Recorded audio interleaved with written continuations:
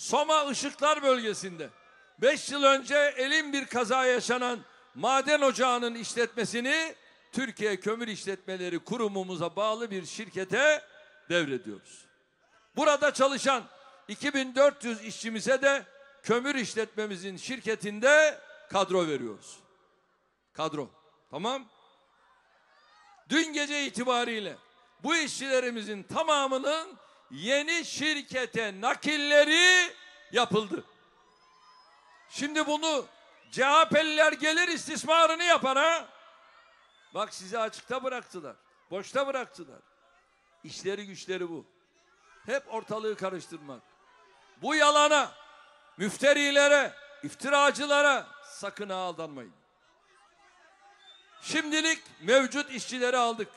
Burada çalışırken geçtiğimiz yıl işlerine son verilmiş olan 200 civarındaki işçimizin durumlarını da biliyorum.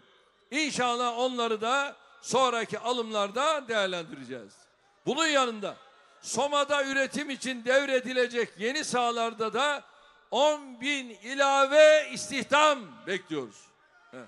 Bu CHP'nin de yanına aldığı öteki partilerin de çalımlarına bakmayın.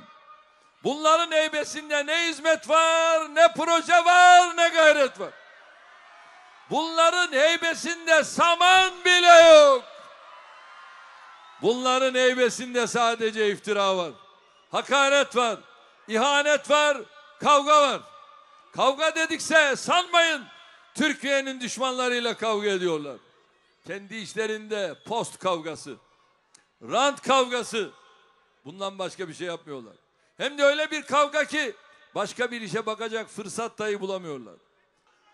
Bu partinin İzmir'deki adayı ülkemiz tarihinin en karanlık döneminin başsavcısı olan babası Nurettin Söğer'e canhıraş bir şekilde sahip çıkıyor.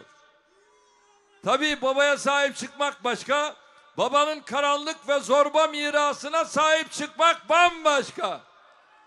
Bu şahıs her şeyiyle babasına sahip çıkıyor.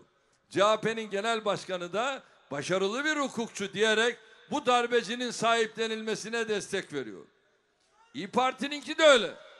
Halbuki Nurettin Söğer ismini yolu Mamak'a düşen herkes çok iyi bilir. Kendisi kurduğu işkence tezgahlarıyla, hukuk katili iddianameleriyle, vicdana ve ahlaka sığmayan ithamlarıyla tam bir zalimdir. Tencere yuvarlanmış, kapağını bulmuş dedikleri bu olsa gerek. 12 Eylül'ün zalim savcısının mirası bugün CHP'de vücut buluyor.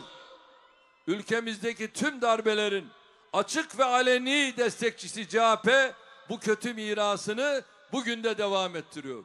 Aynı CHP, bölücü terör örgütü PKK'nın da, ihanet çetesi FETÖ'nün da en büyük taşeronudur.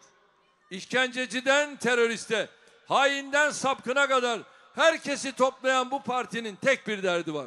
O da Türkiye'nin yükselişini, şahlanışını durdurmaktır.